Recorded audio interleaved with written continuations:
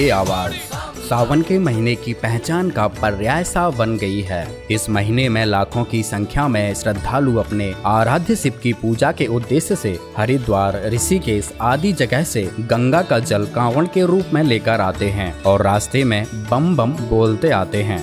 इस जल को अपने आसपास के शिव मंदिर में अर्पित किया जाता है और इस प्रकार साल भर के लिए शिव भगत अपनी आध्यात्मिक क्रिया को पूर्ण मानकर संतुष्टि का अनुभव करते हैं। पिछले 10-15 वर्षों में कांवड़ का प्रचलन इतना बढ़ गया है कि कांवड़ियों की अधिकता को देखकर परिवहन के मार्गों को भी बदलना पड़ता है। कांवड़ियों की संख्या हजारों से लाखों में पहुंच गई है। फिर क्या कारण है कि इतनी तेजी से बढ़ती इस आध्यात्मिक क्रिया के बावजूद भी समाज में मानव मूल्यों का ह्रास हो रहा है। हर प्रकार का व्यसन बढ़ रहा है। आपसी संबंधों में विच्छेद की घटनाएं भी दिनों दिन बढ़ती जा रही हैं। कांवड़ियों के व्यवहार की भी आपसी लड़ाई की घटना हर वर्ष समाचार पत्रों व सोशल मीडिया के माध्यम से हम तक पहुंचती हैं। ये किस प्रकार की भक्ति है जो हमारे अंदर मानवता स्थापित नहीं कर पाती, जो हमें हिंसक बनाती है व जो हमारे व्यसनों को समाप्त नहीं कर पाती। बहुत से कांवड़ियों को भी यात्रा के दौरान व्यसन करते पाया गया है। ताजुब की बात यह है कि कुछ नशेड़ी लोगों ने भी नशे का समर्थन भी भगवान शिव के बारे में ये भ्रांति फैलाकर किया है कि वो भी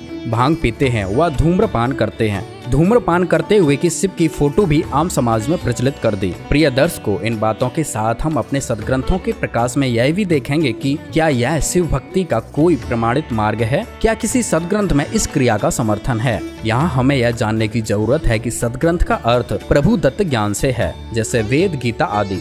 इसके अलावा पुराण आदि ऋषियों का अपना अनुभव है। उनका वही ज्ञान हमें मान्य होना चाहिए जो प्रभु दत्त ज्ञान का समर्थन करते हैं।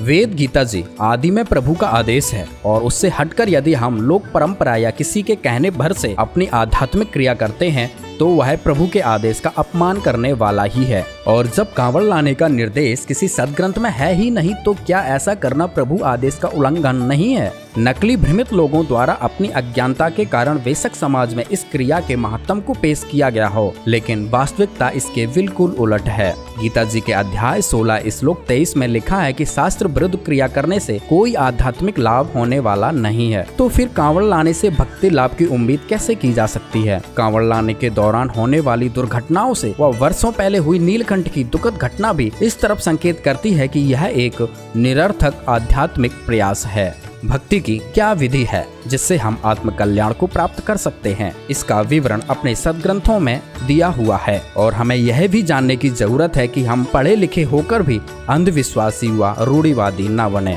आपके दिमाग में हजारों प्रश्न उत्पन्न हो सकते हैं कि ये क्रिया तो बहुत पुरानी है, तो क्या सभी अनजान थे, क्या किसी को भी ज्ञान नहीं था अपने सदग्रंथों का। इस विषय में हम कुछ कहें इससे पहले जरूरी है कि आप खुद रूबरू हो अपने मूल सदग्रंथों से, वेदों से और गीता से। जहाँ भक्ति की चर्चा होती है वहाँ विनम्रता होती है, विवेक होता है, वहाँ पूर्वाग्रह का कोई स्थान नहीं होता है। इसलिए आप इस विषय पर बहुत ही धैर्य से, विवेक से गहन विचार करें। संत रामपाल जी अपने प्रवचनों में प्रोजेक्टर के माध्यम से हमें अपने सदग्रंथों से रूबरू करते हैं व प्रमाण सहित भगवान शिव की स्थिति व वास्तविक भक्ति व भगवान का परिचय करवाते हैं। तो आइए जानते हैं कि संत रामपाल जी इस भक्ति क्रिया के बारे में क्या कहते हैं।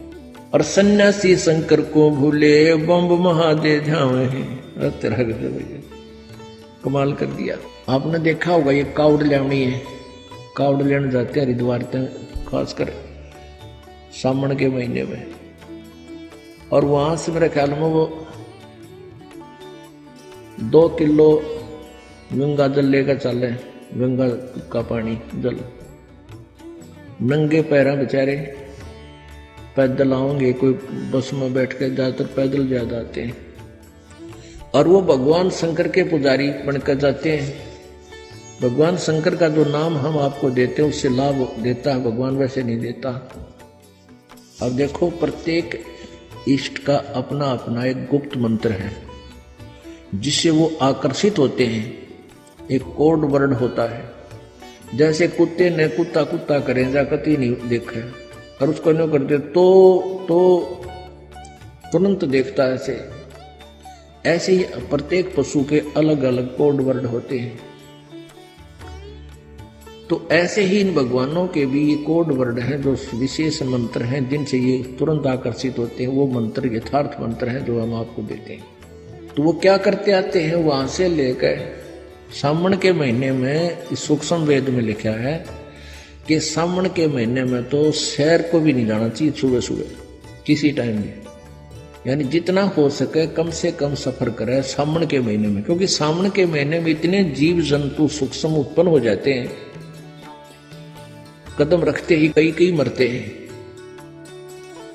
और उस सावन के महीने में यू कार ने नया काम शुरू करवा दिया कि वहां से पैदल चलो गंगा से हरिद्वार से और अपने अपने घर तक आओ।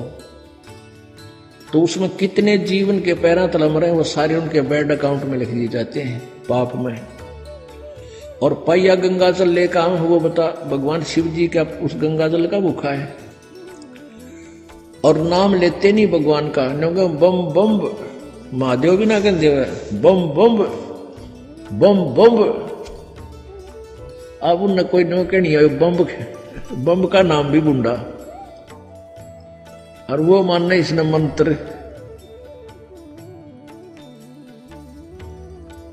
तत्काल में हमारे को सारे ये उल्टे पाठ पढ़वा रखे हैं और एक दूसरे ने कहेंगे ओ बोले चल आगे ने, और बेबेर ने कहेंगे बोली चल आगे। इन नोनी बेरा तुम के संज्ञा दे रहे हो निकम्यो, आप बोला बन रहे बेबेर बोली बना रहा।